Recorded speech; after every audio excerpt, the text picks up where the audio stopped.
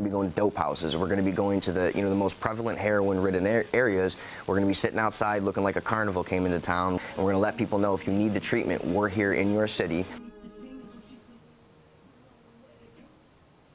All new tonight, a music tour aimed at keeping people off drugs. One of the national tour's headliners is Buffalo native Stephen Fogarty. And he's battled opioid addiction firsthand. News 4's Jen Shant sat down with the artist today and tells us how this tour is unlike any other. Jen? Well, Don, there won't be any partying on this tour, at least not the kind that involves drugs or alcohol.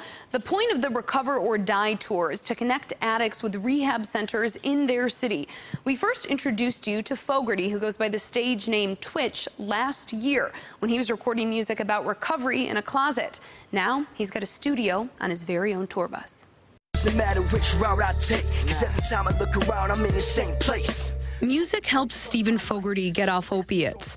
The recovering addict has joined a national effort to use music for sobriety. He signed with Universal Music Group to join the Recover or Die tour. In the tour bus, we have a studio. We're going to be creating on the road, pulling addicts off the street, and if they got a hot verse, I'm going to throw them on a track. So it's like, it's just a dream come true. Part of his role on the road, aside from staying sober, is finding others help. We'll be in each city about 2 or 3 days. We're going to visit NA meetings, AA meetings, and different recovery conventions. The last day that we're there is going to be the actual concert. It will be a benefit concert. Anybody in that city that needs to go to rehab, that cannot afford treatment or does not have insurance coverage, we are actually going to send people to treatment.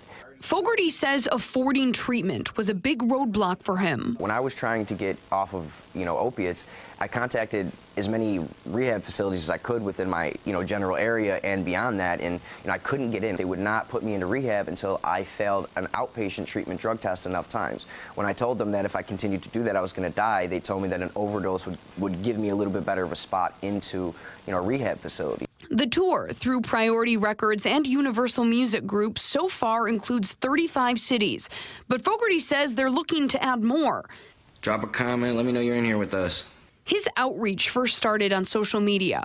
He and other recovering addicts would encourage one another, suggest meetings, and share messages of support. Fogarty plans to use that same strategy from a national stage.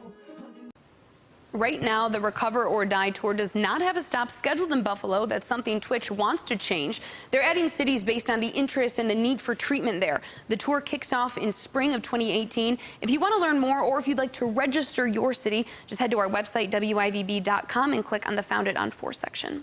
Live in the studio tonight, Jen Shantz, News 4 at 6.